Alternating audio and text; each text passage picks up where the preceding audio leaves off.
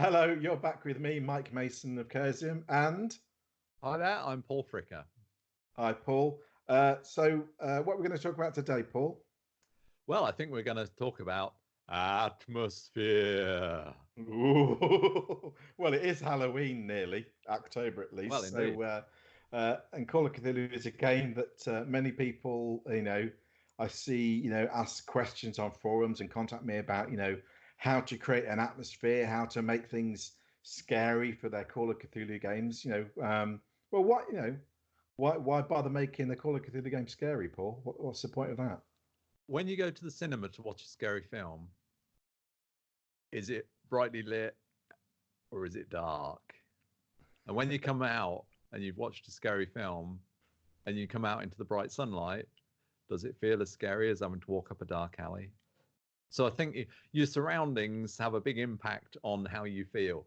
So if you're running a game and sometimes it is just the middle of the day and you're meeting at a cafe, say a games cafe, then you can't do much about the surroundings. They're kind of out of your control a bit. But if you can run a game, ideally it's in the evening, it's getting dark or it's dark outside. You can light some candles or dim the lights. And just doing that just frees up people's imagination a bit, I think. The old thing of telling spooky stories around the campfire. Well, that was why that was a thing. No, I think you're right. I think, that's exactly when people think about telling a ghost story is when it's evening, when it's dark, when the fire's going or the candles are burning or whatever. That's when we kind of that's what we think about. We think, oh, do you know a good ghost story? I've got to. Oh, did I ever tell you about the time I went to the old house? You don't have that conversation when you're sat in the middle of the day in the summer, outside drinking a cup of coffee or whatever in some plaza or whatever. It doesn't drop into your head. Oh, I'll tell you a ghost story. One thing. You're absolutely right. It's all about the environment you're trying to create. And so, in terms of running a game of Call of Cthulhu, doing what you can to control that environment to help aid that kind of sense of atmosphere is great. And obviously, as you say, you can't always do it. At either a convention or the only time you can play is Saturday afternoon or Sunday morning, then it's going to be a bit harder. But and so my view of that kind of thing is, if I'm asked to run a Call of Cthulhu game on a Sunday morning of a convention, I don't worry about it. I don't worry about the horror in terms of the atmosphere, how to make it scary, because I can't. I can't make the environment scary. So if I try, I am going to fail. So I don't worry about it. So what I do is concentrate on the plot and concentrate on the scenario itself and engaging the players so they have a great experience. And hopefully part of that experience may be a bit creepy or whatever, but it isn't necessarily going to work the best it can because the environment isn't going to aid that in that way. But running it at a convention on a Saturday night, maybe trying to get the corner of the room or a room to just yourselves, or using your chalet or hotel room to so you can control the environment, and even just turning the lights down a little bit is all maybe you need to do. But obviously, you can go further. Well, I mean, if you got complete control over the environment, Paul, what could you do? I mean, what would you have the organ playing in the background and Yeah, or definitely. whatnot? I don't know. Yeah, I mean, having some mood music is good. It's kind of a tricky one because in a game you're going from one place to another. So I had one game that was set aboard a ship, so that was fairly easy. They were going to be at sea, so I just went onto YouTube and Googled like ocean sounds, and we just had the sound of gulls and waves lapping and the wind, and I just had that real quiet in the background, but it just helps to get people. It helps to shut out the outside sounds, and you hear that. But if you're, sometimes you're in a jazz club, sometimes you're in an apartment, sometimes you get down in the sewers, all in one game. Maybe you can't have one soundtrack to do that.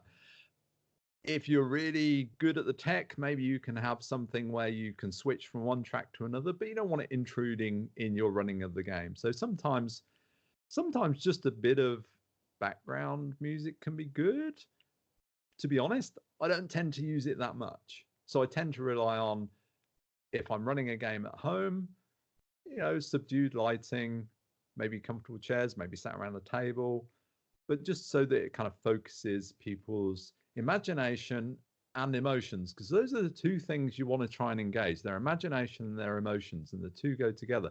And I think this might sound weird, but we're talking about doing something in the evening together around in a darkened room with candles. Aren't we talking about a romantic evening as well? There's a reason that sort of atmosphere, we like that sort of atmosphere. It could be romantic or it could be scary, but they both kind of, free your mind a bit. They both kind of put the outside world and all your worries and cares to one side, and you focus in on what's going on. And in our case, we're not talking romance here. We're talking Call of Cthulhu, right? We're talking about horror role-playing games. But, that kind of occurred to me, and it's just kind of a weird thing, I think. It's just a way of engaging people's imagination. And I think, let's talk about when we haven't got that optimal situation, when we are just, I guess the most opposite of that I can think of is either at a games convention or in a public space, like a games cafe, something like that, or you're meeting up in a pub or whatever. I think ideally, I want to try and get a room where we're not going to be disturbed. And if there's a likelihood of that, if you can get a room and sort of say to the other people, can you not kind of, if you're playing in your apartment, can you sort of say to your roommate, can you not come, crashing in to get things? Is there anything you need out of here before we start playing? So that, because one of the things is breaking the atmosphere, and somebody, ringing you up on the phone. So turn phones off, right? So you don't get constantly, pinged on the phone, because it's not a big deal. And sometimes it's okay. But if you're in the middle of a really dramatic scene, that's a bit of a downer. It kind of breaks the atmosphere. So it's about continuity of atmosphere as well. Yeah, I think that all sounds, spot on in that way. I mean, I would say, I in music, so going back to music, I find that using kind of atmospheric rather than musical tracks, in that sense, so they're not songs, they're not, instrumentals, but often film soundtracks are really good because they kind of are just, you kind of often want just kind of this dirge in the background that's kind of not really anything, but it helps to kind of build that kind of sense of tension or mood. And obviously there are kind of, there are professional kind of, apps for this, and, Sirenscape do a fantastic series of, background kind of sound effects and mood kind of scenery music for Call of Cthulhu specifically. And they're really great because they do just sit in the background, and they you can change the tracks at the press of a single button, but it actually it fades them down and builds them up, so there's not a they're not disjointed. They seamlessly work together, so they're really good if you want to kind of go in that direction. Sorry, you were going to say something? Yeah, I was going to say about the music. It just brought me into mind. I ran a campaign some years ago, and with an ongoing campaign, what you want to do is kind of pick up where you left off last time. And you don't need to have music through the whole game. You can just have title music. So just a few minutes, like a track, a short excerpt of music, a few minutes. And, you get everybody sat down. They're maybe talking about their day, eating some pizza or whatever. And then you sort of say, is everybody ready? Okay, let's start. Hit play the music, and maybe just do a little recap on what happened last time, or invite them to, and get everybody into that same headspace. So you get back the atmosphere you had last time. You get back, into that place where the music takes you, because a track can really transport you and bring back memories. And then it finishes, and then don't worry about any more music. That's fine. Or maybe play it at the end. But, I think having that bit at the start really gets everybody on the same page. Yeah, no, I think that's a really good suggestion. I think, using the same piece of music for every session of a particular scenario or campaign, it's like the start of it's like the start of your favorite TV show, isn't it? That you get the music, you get ready while the music is going, and then you're into it. It's also worth sort of saying, you mentioned this just now, in that when you get together, assuming you are a bunch of people that know one another to some degree, probably friends. And so when you get together, naturally you're going to have a chat. You're naturally going to catch up on the news. How's your day been? Oh, how many bags of crisps did you bring, or whatever it may Yeah. be. And so, get all that out of the way at the start. Have a social time. That's the whole point of role playing. It's a social experience. Why would we be doing it if it wasn't a social experience in that way? So have those conversations, get all that done, as you say, and get it out of your system almost. And so you've done that. You all know what's going on. You press your music, or you just say, okay, so we're going to begin now, and then that cleans the board, and you can then focuses then on the game, isn't it, in that way? So I've seen candles used. I've seen electric candles used, dimmer lights, lights with a gel filter on, or a colored light bulb, like a green color or a red or purple or whatever. They're pretty cool. One other thing that I've also done, I think this was a game set in the Arctic winter, so I just asked everybody to bring one of those little pen lights, and that was enough that they could look at their character sheet and look at their dice, and we just turned the lights out, and that was a lot of fun. It's kind of a gimmick, but it does create that sense of, oh, this is something really different. And yeah, I do remember one of the earliest games of Cthulhu I played. I was playing it, I wasn't running it, and we were we didn't have access to much. We just had some pencils and a lighter, so we set the ends of our pencils on fire, and that's the only. And we played with that light for for as long as we could before it became far too risky and dangerous. But it was really effective. I wouldn't suggest doing that. I think are you going to put up a big "Don't try this at home"? Don't try this at home. But a pen light is a much more sensible way of doing it. You mean even you can get those kind of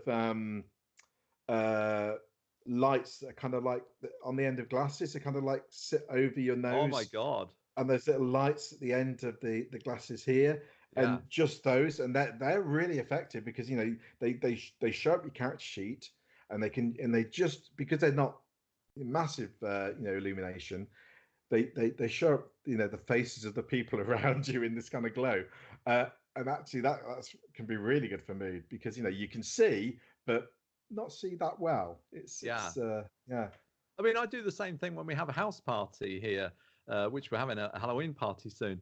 And I find when you go to a house party and they've all got just like the regular house lights and they're really bright. Yeah, I mean, it's fine.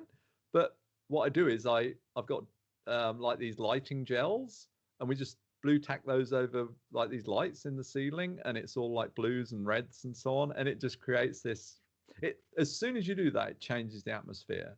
Yeah, because I mean that's what you're trying to do, because you're trying to just adjust the atmosphere for this game.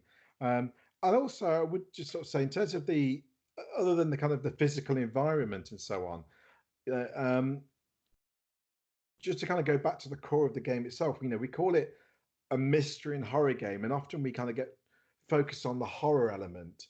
And the horror element, I think we've talked about before, it can be difficult to make things horrific, because horror is a very different thing to many people, and what somebody finds scary is very different to what the next person might find scary. So it's quite difficult to do that. But everyone loves a good mystery, and a mystery allows for the unanswered question.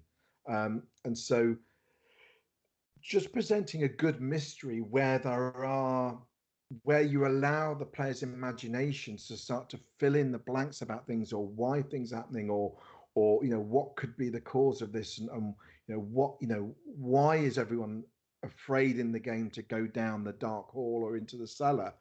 Give them reasons and suggestions of why people are afraid of these things, and build the mystery, because by building the mystery you actually help to build the horror, because you're kind of manufacturing the mystery, and one of the products of that hopefully is a sense of being scared or horror, whereas you can't necessarily manufacture the scare or the horror in the same way, if that makes sense. Yeah, and I think one of the things that you can do that perhaps might help with that sometimes is that thing of hand out some props. Because if you can sort of say, well, you find this old box, here it is, or you find this thing in the news, this article in the newspaper, you can just give them a piece of paper with it printed out on. But if you've got like a mock-up of the newspaper or a mock-up of like a handwritten note or something like that, and that can be, they're printed in the books usually, or they're in